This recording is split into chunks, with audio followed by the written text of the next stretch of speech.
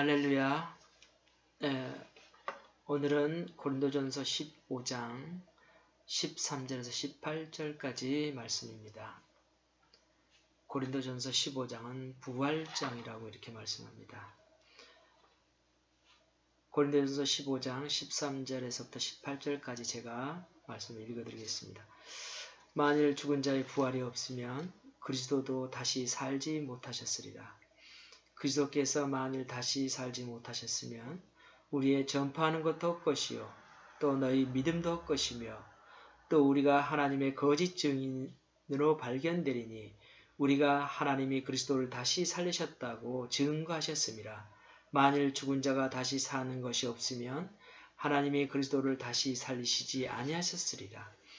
만일 죽은 자가 다시 사는 것이 없으면 그리스도도 다시 사신 것이 없었을 터이요 그리스도께서 다시 사신 것이 없으면 너희의 믿음도 헛되고 너희가 여전히 죄 가운데 있을 것이요 또한 그리스도 안에서 잠자는 자도 망하였으리니.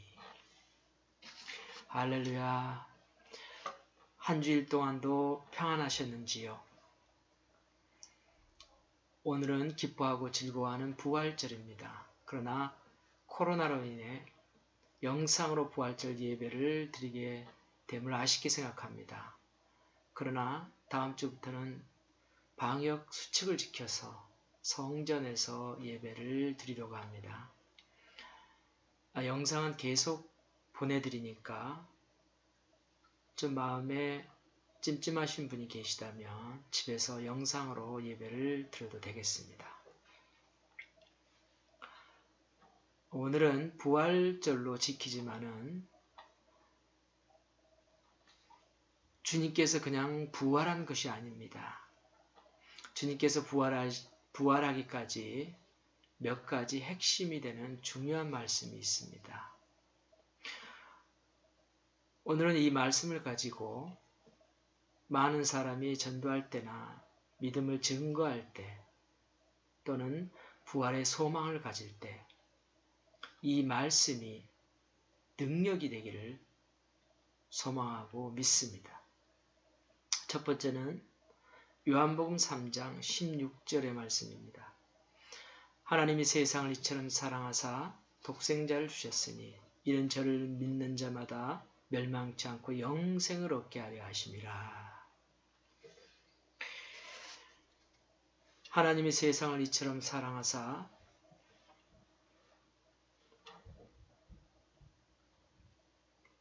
이 모든 것은 하나님의 사랑으로부터 시작됩니다. 하나님이 온 우주를 왜 창조하셨느냐? 하나님의 사랑의 대상으로 창조합니다. 하나님이 사람을 왜 지으셨는가? 하나님이 사랑하고 싶어서 사랑의 파트너로 이렇게 창조하셨습니다. 그렇기 때문에 인간은 본질적으로 언제 행복함을 느끼느냐? 하나님께서 함께 하실 때 제일 행복을 느끼게 됩니다. 언제 불행하는가? 하나님과 멀어질 때 우리는 불행하고 내 마음에 미움과 시기와 원망과 질투가 생기게 되는 것입니다.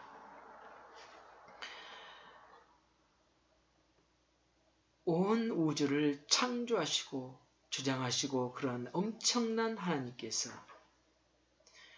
우리에게 관심을 갖고 계신다는 것이 특이합니다. 우리 기독교의 신비가 무엇인가? 그것은 위대하신 하나님께서 각각 한 사람 한 사람에게 관심을 갖고 또 하나님께서 투자하신다는 사실입니다. 부활의 하나님의 소망이 있기 전서부터 하나님은 이처럼 세상을 사랑하사 저를 믿는 자마다 영생을 얻게 하려는 그러한 말씀을 갖고 계신 줄 믿으시길 바랍니다. 그 다음에 두 번째는 독생자를 주셨다는 것입니다. 요한복음 1장 14절에 말씀이 육신이 되어 우리 가운데 거하시매 우리가 그 영광을 보니 아버지의 독생자의 영광이요 은혜와 진리가 충만하더라. 하나님은 부활하시기 전에 이 땅에 오셔야만 했습니다. 말씀으로 육신이 되어야만 했습니다. 그래서 이 땅에 그 오신 주님은 아버지의 독생자의 영광요 은혜와 진리가 충만하신 그러한 분이신 것입니다. 여러분도 이 말씀이 마음에 임하기를 간절히 바랍니다. 말씀이신 그리스도께서 사람 몸이 되어 우리와 같이 되셨다. 즉 이것은 주 예수 그리스도를 믿습니까? 하는 것은 하나님이 사람의 몸이 되는 것을 믿으십시오. 그러한 내용이 포함된 것입니다. 하나님의 말씀은 이와 같이 능치 못함이 없습니다. 하나님이 세상을 말씀으로 창조하시고 또 병든 자도 말씀으로 고치시고 죽은 자도 살리셨습니다. 이러한 하나님께서 말씀으로 또 육신이 돼서 이렇게 오셨다는 것은 어쩌면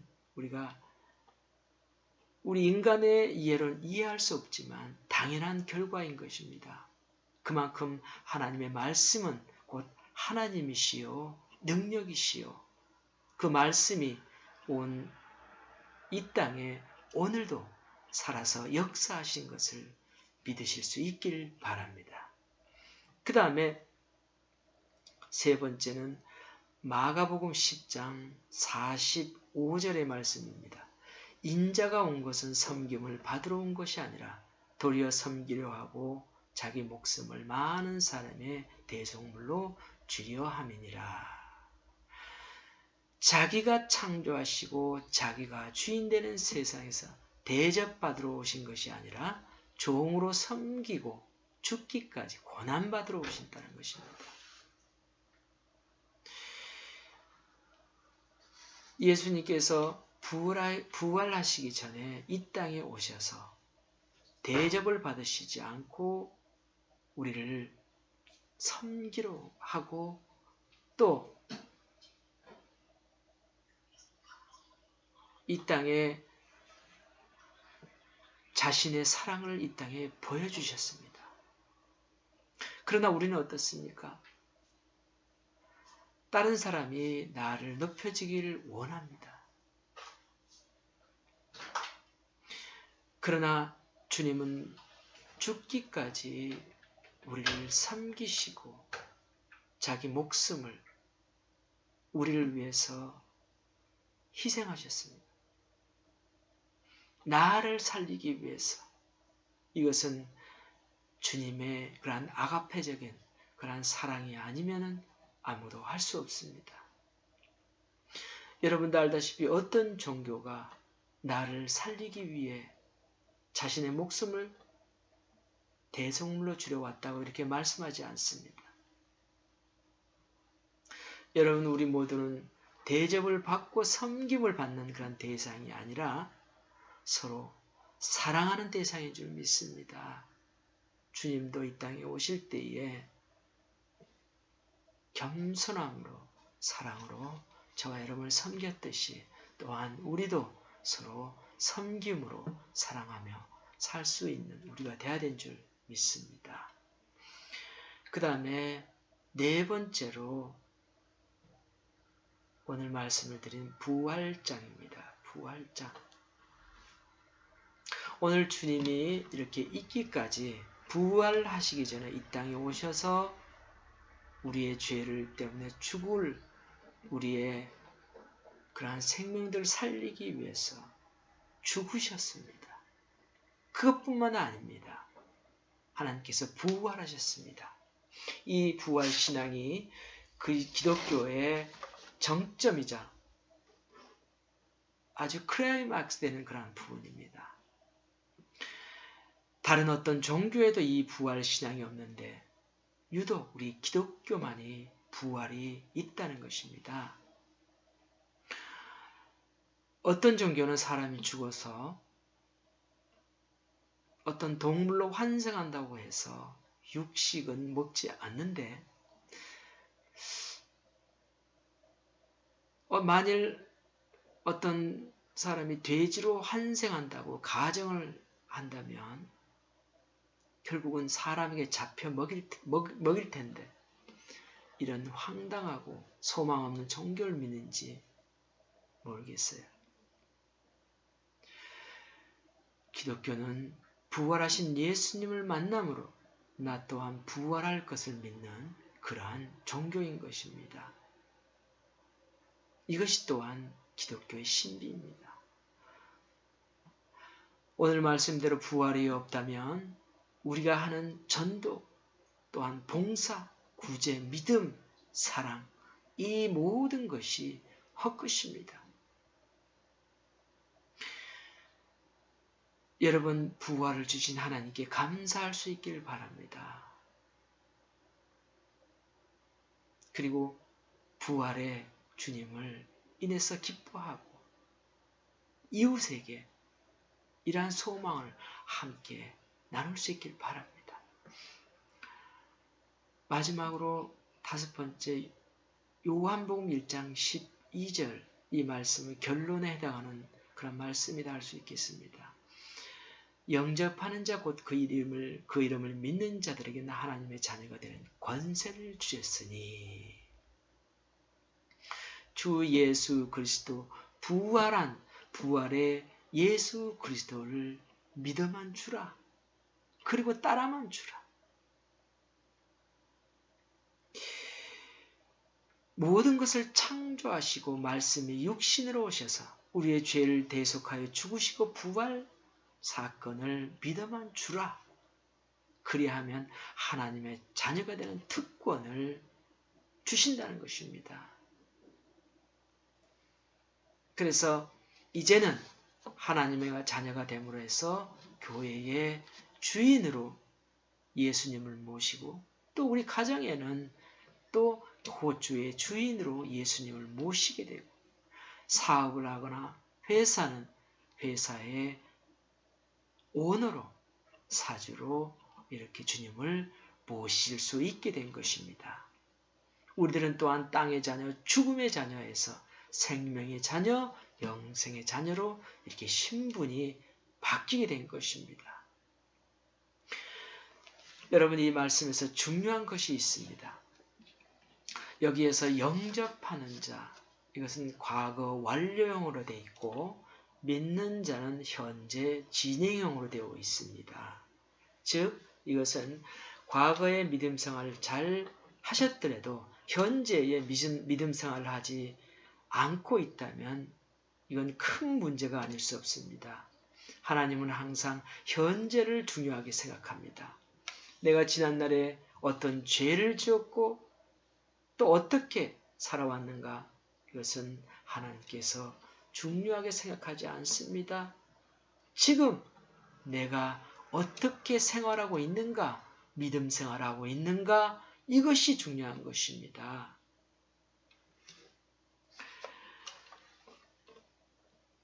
제가 믿음 생활의 정점에 이르기 전까지는 중요한 것이 하나 있는데요. 내가 죄인이라는 것이, 이러한 자각이 있어야 됩니다. 내가 죄인이라는 것이, 자신이 죄인이라는 것을 느껴질 때에 그 다음에 죄를 사함받고자 하는 회개가 있게 됩니다. 그러므로 온전한 그러한 믿음 생활을 할 수 있게 되는 것이죠. 그래서 믿음 생활이 온전해지기 위해서 먼저 자기 자신이 나는 죄인이라는 그런 자각이 있어야 됩니다. 예전에 제가 책에서도 기록한 것이 있지만, 어느 날 하나님께서 먹을 것을 사서 골목길을 따라서 어떤 허름한 집에 갖다 주기를 원했습니다. 그래서 말씀을 따라 갔는데 어떤 허름한 집에 방문을 두들겼습니다. 그러자 그 안에 한 노모가 문을 열더니 아들이야 하면서 이렇게 제게 저를 쳐다봤습니다.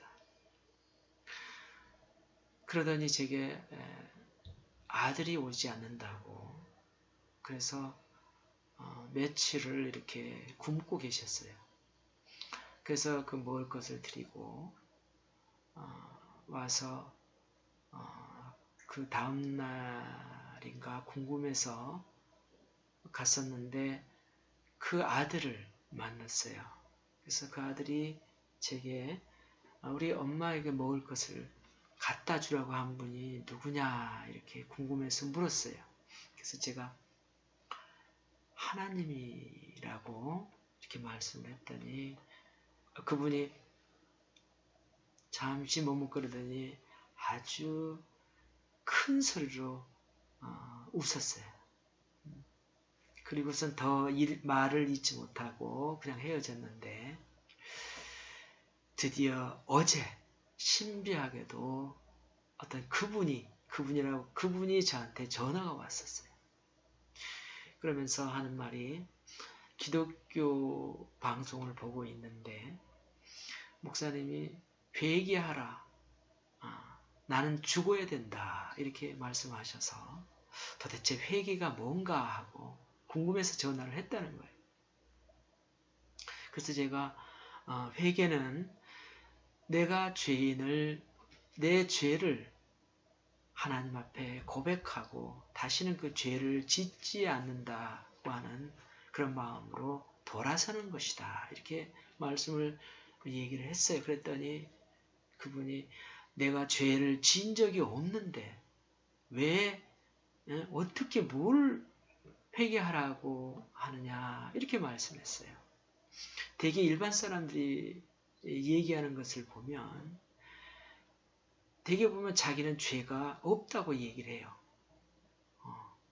그냥 일반적으로 남을 상해를 입히거나 또 실수로 어떻게 큰 범죄를 저지를 때만 죄로 인정하는 거예요. 그래서 제가 그랬어요. 아니 여지껏 사는 동안에 말로 남을 어렵게 하거나 상처 준 일이 없느냐. 내 말 한마디가 상대방에게 큰 어떤 마음의 고통을 준 적이 없느냐. 또 상대방을 미워한 적은 없느냐. 이렇게 물어봤어요.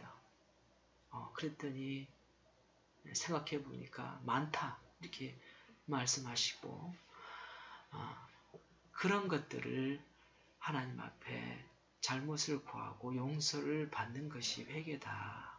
그리고선 다음부터 용서받고 자유함으로 살아가는 것이 얼마나 참 인생에 좋은지 모른다. 이런 얘기들을 하면서 아주 기쁜 마음으로 통화를 한 적이 있는데 여러분 지금 여러분께서는 죄를 용서받은 자로서 현재 하나님의 자녀다운 그러한 삶을 살고 있는지요? 오늘 말씀처럼 부활의 주님을 영접하고 만났지만은 지금 현재의 하나님의 자녀의 권세를 누리면서 하나님의 자녀로서 살지 못한다면 이것은 모든 것이 헛것이 됩니다. 그러므로 지금 현재 내가 어떻게 생활하고 있는가? 현재가 아주 중요하게 생각합니다. 어떤 사람이 한 성인에게 물었습니다. 인생에서 어느 때가 가장 중요합니까? 성인이 대답하기를 인생에서 가장 중요한 때는 현재이다. 왜냐하면 현재에 있어서만이 인간은 자신을 통제할 수 있기 때문이라 이렇게 말씀합니다. 사람은 때때로 자신의 과거 때문에 자신의 현재까지 미워하게 됩니다. 과거가 아무리 좋은 것이라 해도 다시 돌아온 법이 없이 이미 흘러간 물과도 같은 것입니다. 그것이 아무리 최악이라고 이렇게 해도 지금 자신은 어찌할 수가 없는 것입니다.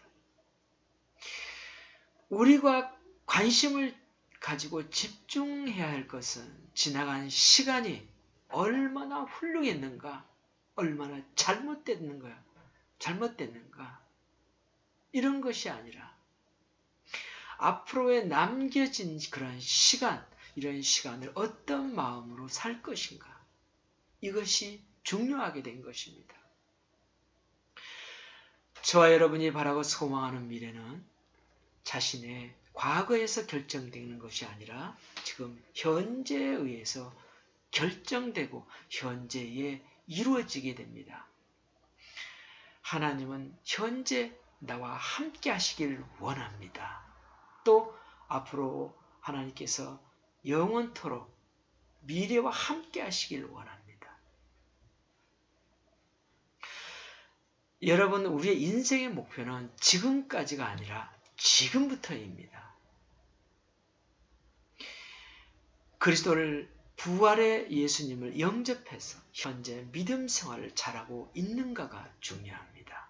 과거에 아무리 많은 일을 하고 하나님의 능력이 나타나고 죽은 자를 살리는 그러한 능력이 있지라도 현재의 믿음 생활을 하지 않는다면 자신에게서는 아무 소용이 없는 것입니다. 여러분 자신을 한번 돌아보시기 바랍니다. 열심히 남에게 전도하고 하나님의 일을 했어요. 그렇지만 자신이 정말 잘못되면 어떡하겠습니까? 하나님은 개인에게 관심 가지시고 투자하시고 역사하십니다. 개인의 사랑을 달아보시고 하나님은 개인을 좋아하십니다. 죄송합니다. 그러한 개인이 모여서 그러한 하나님의 공동체가 되는 것이기 때문에 여러분은 지금 현재에 얼마만큼 믿음 생활을 하고 있는지요. 하나님은 현재 이러한 믿음을 갖고 계신 하나님의 자녀에게 권세를 주셨습니다. 오늘 말씀을 정리합니다. 하나님께서 사랑으로 세상을 창조하시고 사랑의 파트너로 저와 여러분을 창조하셨습니다. 그러나 죄로 인해 죽을 수밖에 없는 그런 우리를 위해서 독생자 예수 그리스도를 이 땅에 보내시고 그 독생자 예수 그리스도께서 부활하셨습니다. 그러한 부활하신 그러한 예수 그리스도를 믿는 자, 현재 하나님의 그 믿음 생활을 잘 하고 있는 자, 그런 분들에게는 하나님의 권세를 주셔서 부활의 기쁨과 하나님의 소망으로 이렇게 살게 하시게 된 것입니다. 여러분, 이 부활의 소망을 이웃과 함께 나누시기를 축복합니다. 또 하나님은 이러한 부활이 우리에게 있기 때문에 부활의 소망으로 여러분들을 힘차게 살아갈 수 있게 되는 것입니다. 이런 코로나 또한 여러 가지 많은 사회적인 그런 일들, 이런 것들 다 우리 부활의 소망을 가지고 어렵고 힘든 일은 잊어버리시고 오늘 하루만이라도 하나님께서 우리에게 부활의 소망을 주신 것으로 기뻐하며 오늘 하루도 지낼 수 있기를 간절히 바랍니다. 기도하겠습니다. 하나님 감사합니다. 이 부활의 소망을 주셔서 감사합니다. 잠시라도 힘들고 여러 가지 어려운 가운데서도 이러한 기쁨으로 정말 이길 수 있게 하신 것을 감사드립니다. 이 땅에 하나님의 모든 백성들 위해 이러한 부활의 소망이 있음을 기억하시고 지금 믿음 생활을 잘하고 있는 그러한 분들에게 하나님의 자녀가 되는 권세로 정말 이 땅을 이길 수 있도록 하나님 역사해 주시길 원합니다. 또한 자녀로서의 권세를 우리 이 땅에 누리며 부활의 소망으로 기쁨으로 또 이웃과 함께 나눌 수 있는 이러한 부활절 되기를 간절히 소망하며 예수 그리스도 이름으로 기도하옵나이다. 아멘, 아멘. 여러분 축복하고 사랑합니다. 감사합니다.